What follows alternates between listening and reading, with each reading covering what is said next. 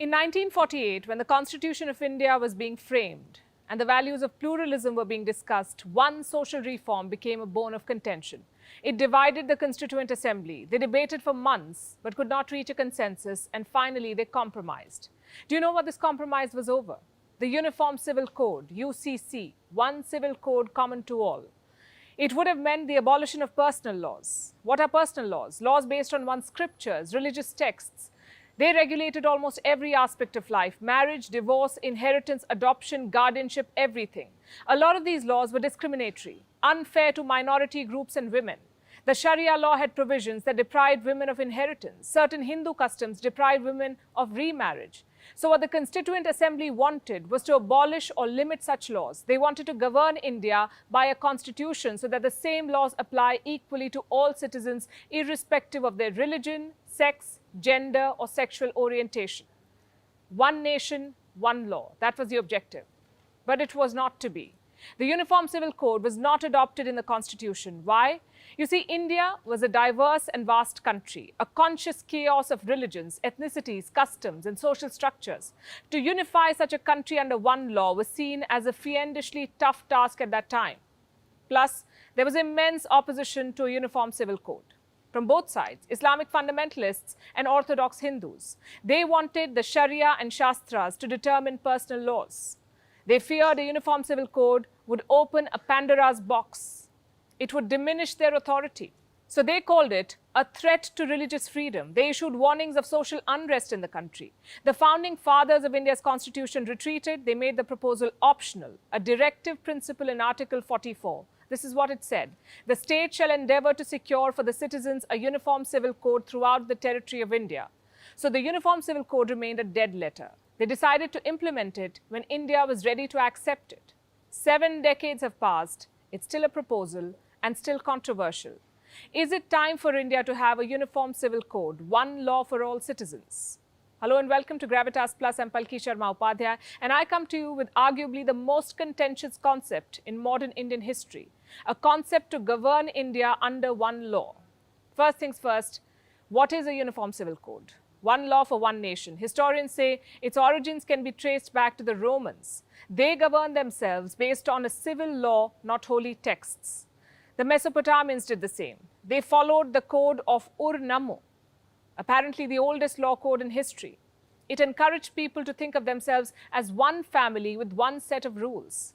The US Constitution is another example. It says all men are created equal. Mind the patriarchy, that's a discussion for another day. Now imagine if Thomas Jefferson had said that only white men are created equal. American history would have been different. But it's not. American law treats all citizens as equal, and all of them must follow the same law. Well, that's not the case in India.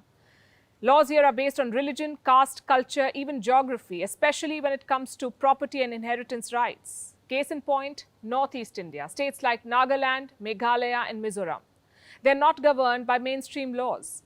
They make their own personal laws based on their customs and practices, no matter how archaic they may be. And these laws are said to preserve the peculiar cultures of these states. Then we come to religion. Certain personal laws for Muslims in India are determined by the Quran. They're mostly related to marriage, divorce, inheritance, and custody of children. A woman's right to alimony is determined as per the Sharia. So is a woman's right to inheritance of property, even her right to adopt a child. And all of this leaves women at the mercy of the Muslim Personal Law Board, a body run mostly by men and influenced by clerics. The British supported its formation. Why? To divide and rule, to keep India segregated into watertight compartments. Think about it. If different communities had different rules, there would be friction, divisions, and the British would use it to their advantage. Unfortunately for India, this continued even after independence, and not for lack of trying. From Dr. B.R. Ambedkar to Jawaharlal Nehru, they all wanted to get rid of personal laws and bring a civil code.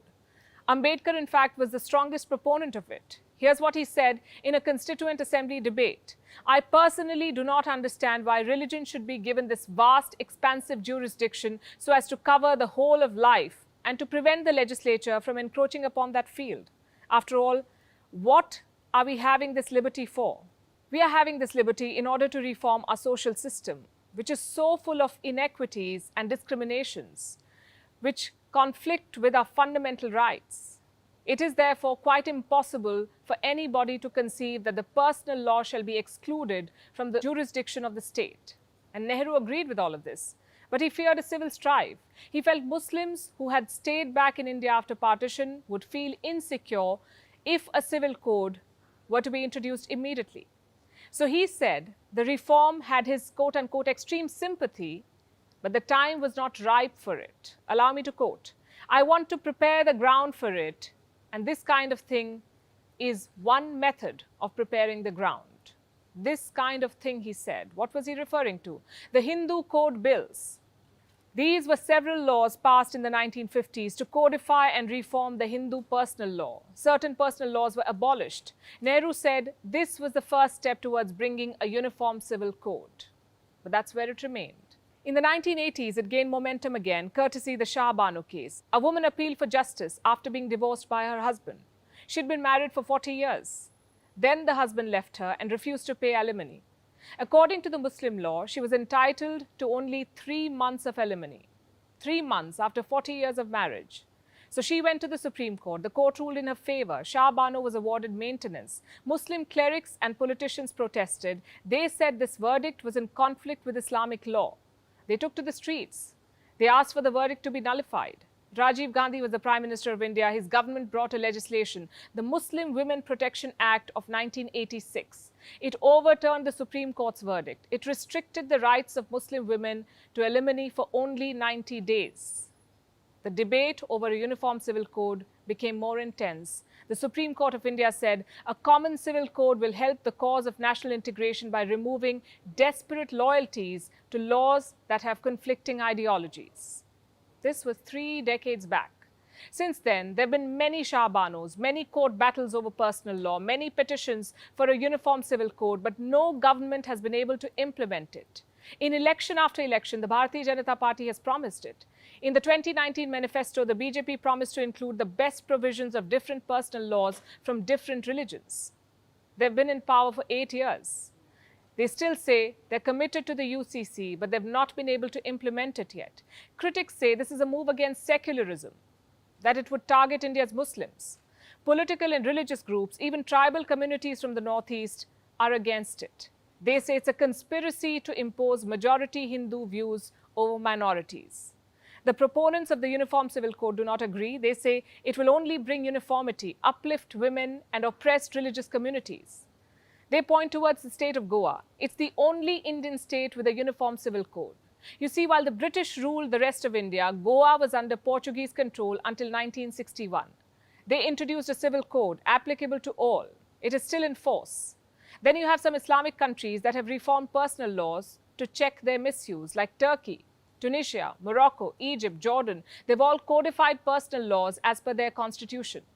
Turkey and Tunisia have abolished polygamy. Jordan and Egypt have banned triple talaq. If Muslim countries can reform personal laws, if Western democracies can follow a common civil code, why then are Indians living under laws passed before independence? The question is more legal than political. And it's not that there aren't orthodox practices in other religions. There are biases in personal laws of every faith in India. Laws pertaining to succession among Hindus are unequal.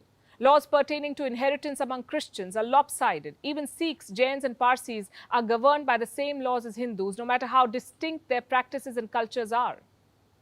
Is it time to put an end to all of this? To unite India under one law? Well, it makes all the sense.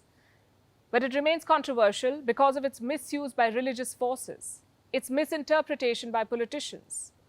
The way to do it is build consensus, bring experts from all communities and faiths together, draw from the best of their traditions and practices, make them applicable for modern times, and unite them under one civil code.